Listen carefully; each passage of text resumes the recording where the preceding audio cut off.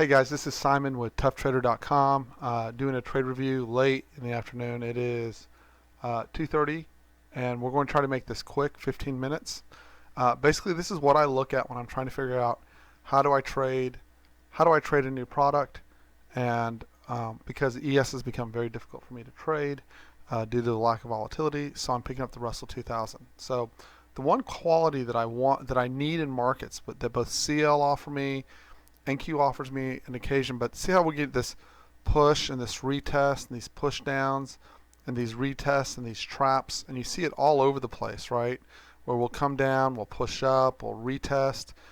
And so the first thing that's attractive to me from a Russell standpoint is the fact that it makes consistent 50-60s, and I want to point that out first. So see where we get from swing low to swing high. We've broken the swing over here, and it gives me a 50-60 retrace without breaking the swing low. So understand, I usually want it, because I'm trading more leverage, I usually want it to hold the 62 retrace and work perfectly. But I also have a second option in any product in determining that, well, as long as it doesn't break the swing low, I can always resize if I choose to use this as my stop. This is the correct stop for this trade. This is the correct stop behind the 50-60, just so you know whenever you're drawing it up. So you can have more stops but lower risk and higher leverage by insisting that the trade come right in here and then rotate out, right? But importantly, you'll have more success in terms of number of wins if you size it down and you allow the trade to come down and hold the backside of the 50-60. So then the next key that we're looking for is a impulse break, right? When does it commit an impulse break of a move? That's a really important question, right? And so I count this where you have a base, even though this didn't break the last swing. It's a very important place for me to take the long. Now I got to point something out. There are times this draw has a higher edge intraday than it does day over day, and let me show you what I mean by that. So see here how if I had drawn the same profile, excuse me, not what I wanted.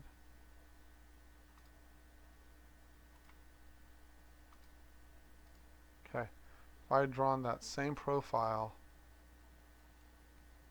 so see how I'm still all right here on the 50-60? Even here on this 50-60, I'm okay right now. So I want you to imagine it can go wrong, right? So notice where this thing has the hardest time. This is right in the first hour of the day, and you'll notice when it pressed back into the 50 from the gap, it gapped up, or it pushed up, rolled right back in, because this is the following day. This is where we closed. We gapped up, we pushed right into the 50, and it gave a counter rotation. So before I throw that trade away and say, well, it didn't work, right?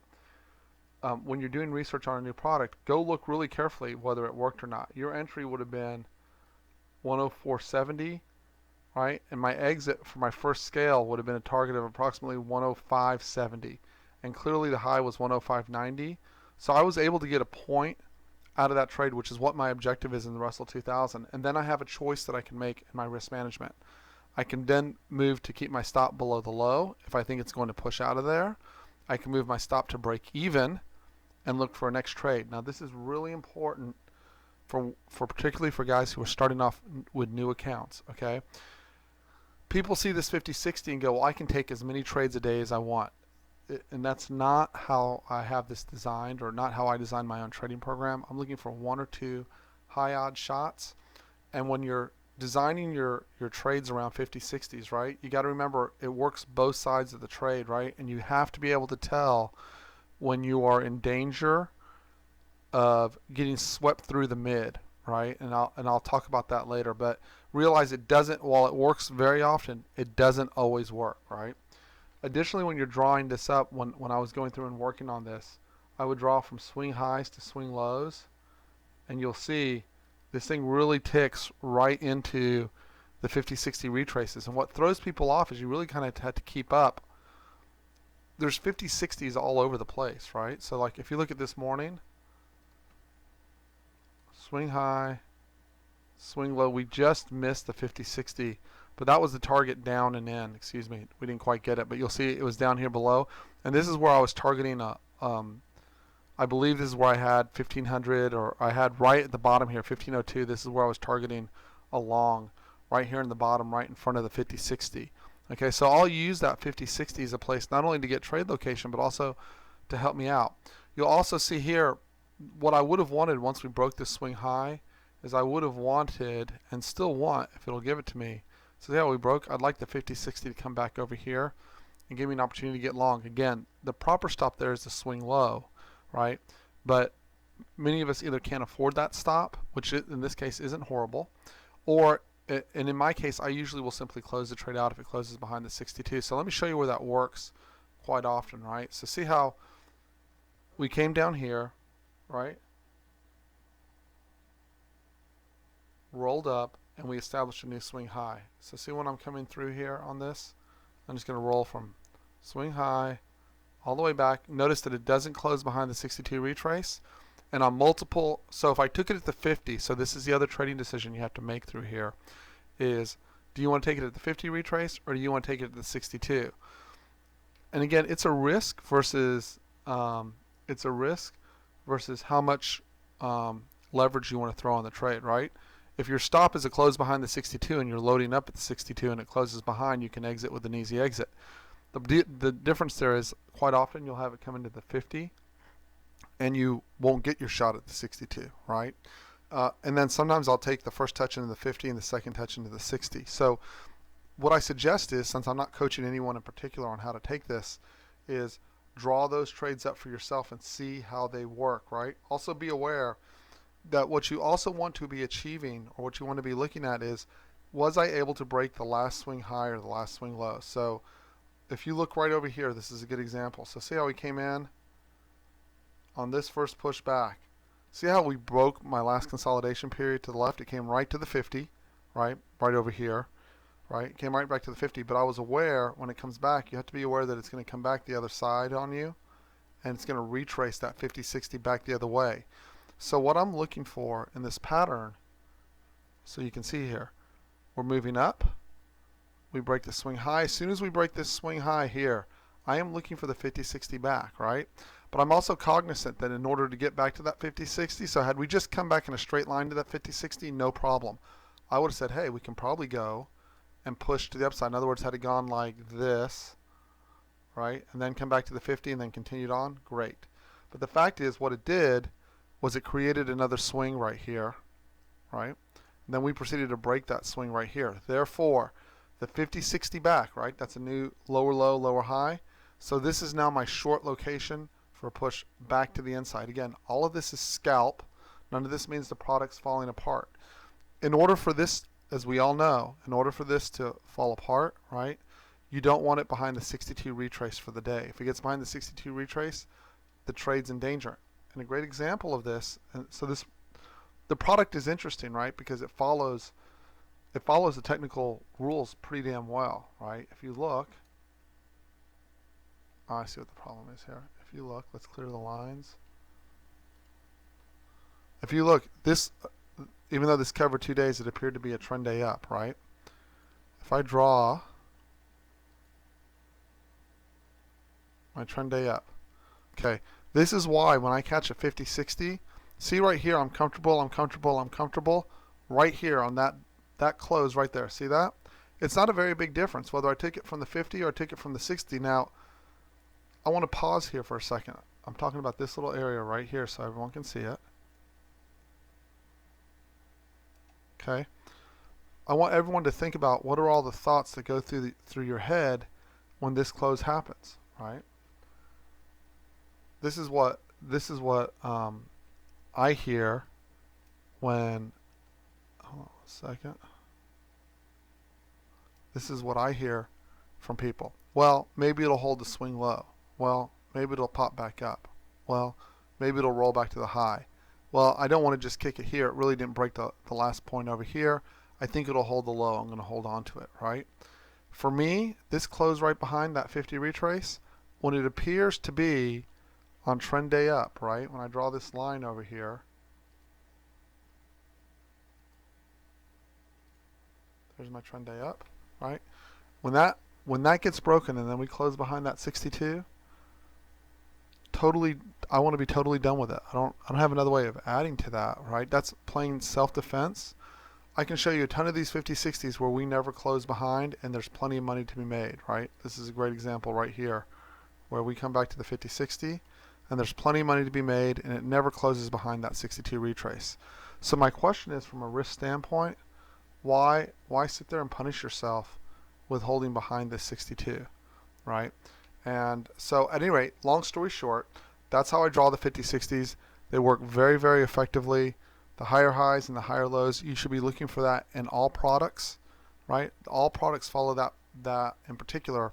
The other thing, you follow this pattern in particular, right? Once higher highs and higher lows get broken. The other thing that throws people off is, well, are we in higher highs and higher lows? Well, if you switch this chart to a 30-minute chart, right, obviously we're making all higher highs and higher lows.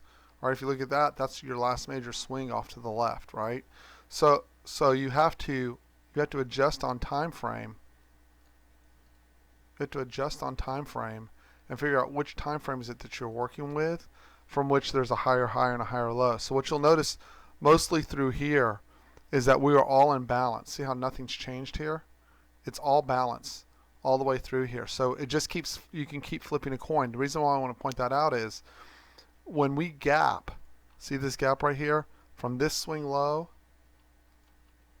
if I have a pattern that says we're going to break out, and this is what I was hoping for this morning, right? That's my alternative entry to a gap up if I'm not going to take that first 5-minute high, where it comes in, and again, the entry is quite straightforward. Now here's where the kibosh comes. Your stop has to be behind here, and you assume that it'll give you just a gentle little close behind that 50 retrace, but you have to be prepared that occasionally it'll just sweep. You know, what we want is like we had today, where the bar just kind of closes, or yesterday where the bar closes gently behind like that. But you also, in your trade planning, have to be prepared for the bar to look like that and stop you straight to the low. Okay, so at any rate, that's my 2 cents on the that's my 2 cents on the Russell 2000. I think it profiles extremely nicely, right? If you look at let's clear this while it's on 2 screens. Here we go. So if we look at, so let's draw this profile out here real quick and see how it responds, right, just from the day time frame. So I want to show you from yesterday to today. So if we just look at yesterday's profile,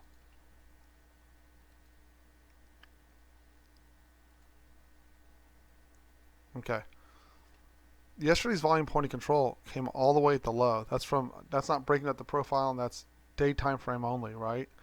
The whole area came from the low. So if you look at when we were at the low yesterday, right?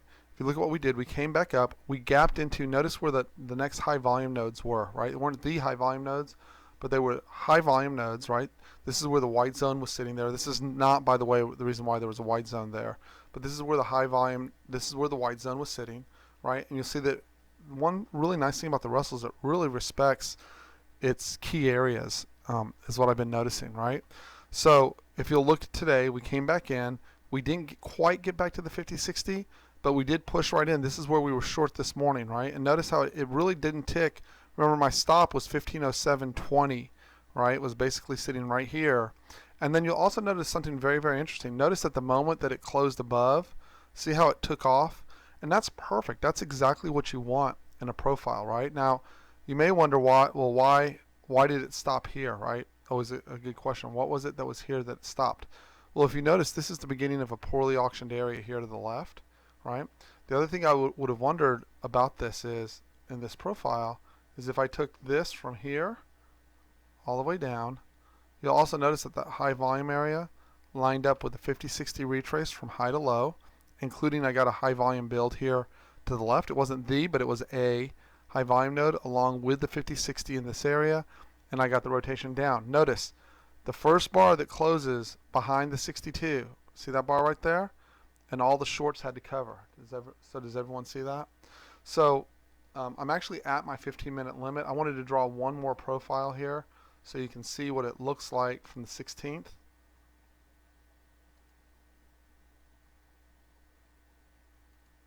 There we go. So what you'll see is this profile got covered over, right? But see where we're running. See when I say it's an area is poorly auctioned. specifically the area that's poorly auctioned in that profile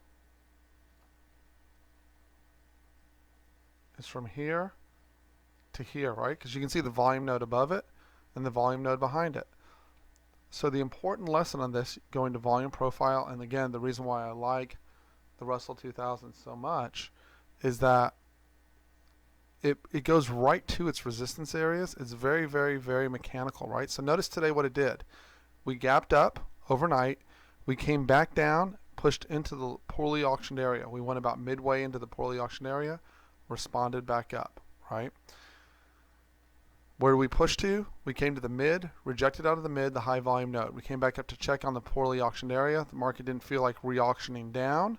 Comes back up, closes behind the 62 retrace right here, right? So we've already come back and tested just in front of this volume build. We grind through that volume build, and what do? It's a map, right? We come in, we go, oh, there's low volume. We reject right out of the low volume area. Right there, that resistance would have been 1509.50 up to 1511.60, right? And it rejected right there. Now the question is, where can it get back to? And in order to figure that out, I'd have to draw the volume profile for today. Okay, and I can see all the volume's gone off here, right? So what we've done is we've decided, so you can see from the way the profile built today, right, that we built a ton of volume. See how we rejected in here? We built a lot of volume in here. We came down, we rejected, we backside tested. That was your 50-60 retrace, right? Pushed back down again, set a higher low, right? We finally closed behind this bar, closed behind all the rejection, right? We squeeze behind the 62, shorts get squeezed up. A lot of people either chase in or are covering. I can't tell which one it is in the Russell 2000. And we have the resistance from the poorly auctioned area, and then we get a rotation down. If I look at this now, just like in this area here and this area here, right, I know that as long as we don't clear above this location, right, so I have a volume build here and I have another volume build down here. So I know this level right down here, this 1506, is likely to get a response, right? And if I look, I also understand that the response is probably going to be temporary because my real target and what I really want, see how little volume went off right at the very tip of this area? My guess is when we get to the very tip where it's the most poorly auctioned, whenever we revisit that 1502 to 1501 area, we get another response after filling in. We'll come down here and try to add more volume and then come back up, at least for a tradable trade, and recheck back to the upside because that's the absolute least amount of volume that went off today, right? So that's my review. That's why I'm liking the Russell 2000 more and more. Again, we had really good location that we were able to pick off using the white zone. Using the average harmonic rotation, this is again thanks to FT71 because I certainly didn't calculate it, is 1.9. We were certainly able to scalp that out of, I think my entry was 06, right? And I think my best fill was when it came out on this bar. I covered into the poorly auctioned area here to the left, right? And that's it. That's how the Russell 2000 works. I mean, it's actually so straightforward in terms of its the way that it trades technically. Oh, another point. Just to leave all this, let me clear the analysis out. Erase all lines. Okay. And then don't forget, if we put in IB high, there's IB high, there's IB low I want to go with. Let's see.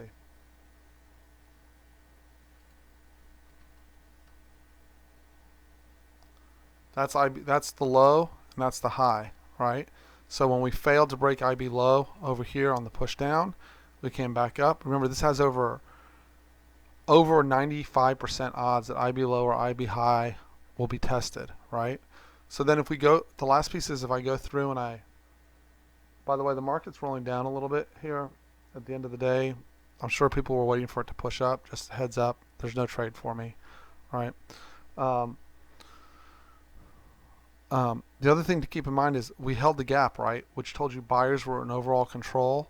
And if we were unable to test that low, this was the logical place to come back up and test the other side of the range, right? Because the gap put buyers in control when you were unable to fill.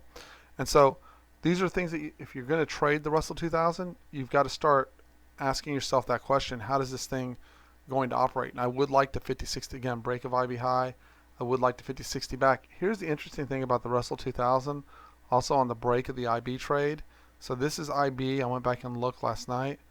This turns out to be roughly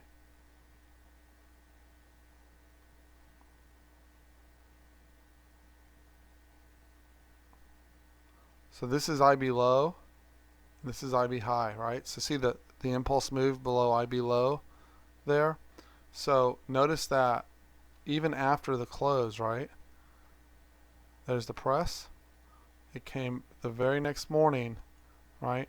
Press back into the mid after breaking IB low, the first test back into the 50-60. Obviously, we'd like to capture that intra-day, but that trade plays out on both sides with regularity, and y'all should be able to find that and trade it pretty well.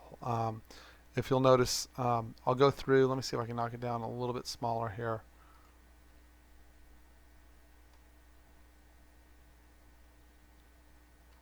So again, you'll notice here we clearly broke IB high, right? Here's 930. Oops, didn't mean to do that.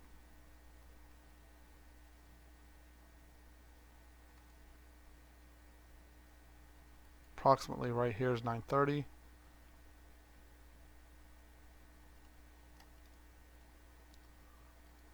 And obviously there's the push to the upside.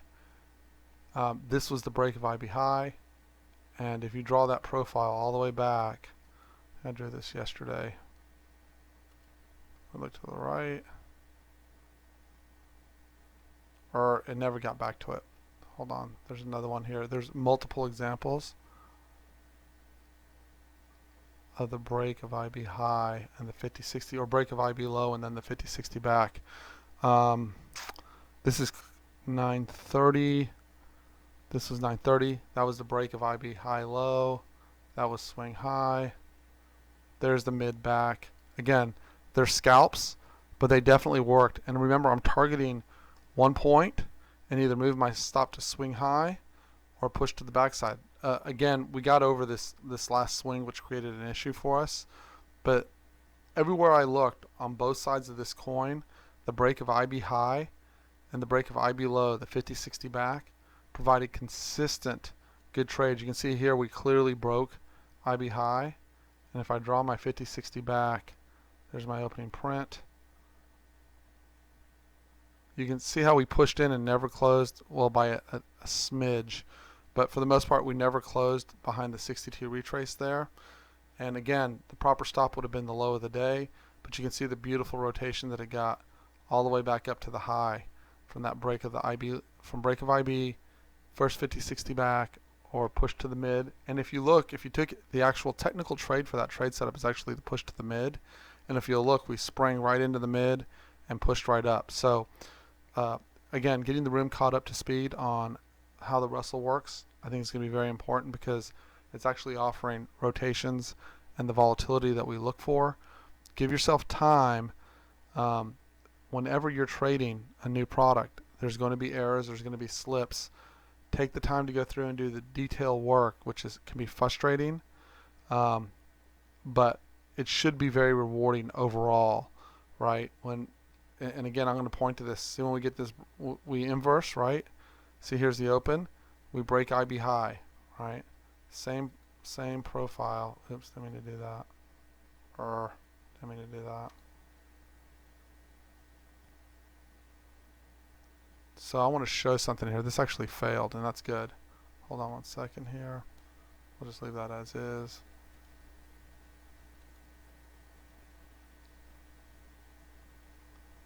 Okay. See this right here when I was talking earlier about when you get a clear close, like the whole bar's underneath the 50-60 retrace? See how it never snapped off the 50 once we made the new high, right? And it closes behind. This is why instead, so my hard stop's down here, right? This is why I want to get out of that trade when it works, because of the failure back to the downside, right? I understand that it popped hard into the close and all the shorts got squeezed, right? But that concerns me when we close behind. I wanted to give you a couple examples of what it looks like when it works properly, because it works really nice. Let me see. This was a break of IB high. Again, there's your draw. There's your 50-60 back. Never closes behind the 62. And there's your rotation back to the upside. And on this particular product, remember, Russell 2000 has very few algos in it, right? Russell 2000 isn't dominated by one particular stock, so it trades as an index and it trades technically correctly. So when we put all the pieces together, the volume profile, the 50-60s back, the higher highs and higher lows, right? When you're coming up and you break that swing high, you may not get it every time, right? You may not get, when we clearly break, it may not give you the trace back to the 50-60. And this is a perfect picture, by the way. So when I say, hey, when we turn into trend day up, we don't get back to the 50-60, this is exactly why. This is what trend day looks like. It doesn't make it back to the 50-60. It just keeps going all day long to the upside. This is a perfect picture of what a trend day up looks like. You should not want to short that at all, right? You should not want to short a chart that looks like this. You should want to be long in this. So anyways, that's it. The zones I've been drawing this week have been successful. I published last night. They obviously worked very nicely, and I'll continue doing that. Does anyone have any questions? I went longer than I wanted to. We should end up with constant setups like we had on our chart today, right? This should be a pretty regular occurrence. Right, this is the Russell 2000. Right, pushes into key locations should get rejections, right? Pushes into support should give us key locations overnight. I didn't have an area here. This just simply, it was hidden in the volume profile, but I generally am not used to shorting these areas late in the day. What was the NQ at 08? Brian, that is a very long explanation. That is not an easy explanation for me to. This right here, it was based on volume profile. Without going into great detail, and it'll confuse a lot of people. I'll show it to you later if you like. I don't have a problem showing it to you, but it would confuse a lot of people as to why I wanted 08. But it was a very good location, I can tell you that. And it should look like this. The aggressive scalp locations that are showing up on the chart should look like this. So just remember, past performance is not indicative of future results. This is for educational purposes only. Losses are a normal part of trading. It's easier to make money in the morning than it is in the afternoon. I don't know why, it just is. If you look at 100 traders, and they were all equal traders, and half those traders quit at 11 o'clock and the other half went all day, the half that quit at 11 would most likely have the highest gains as a group. There might be one or two within the other 50 that have very good gains and can keep their mental focus all day, but most of those who can get it done before 11 are consistently better as a group. Thanks, Matt. Anyways, I'll post this up. I went a lot longer than I have, and I have a coaching session in 1 minute, guys, with a gentleman in New Jersey. So I'm talking to Greg. So anyways, I appreciate it. I hope you all had a great day. I hope everyone got paid. We had some really good trade setups in the room, and I did my best to communicate.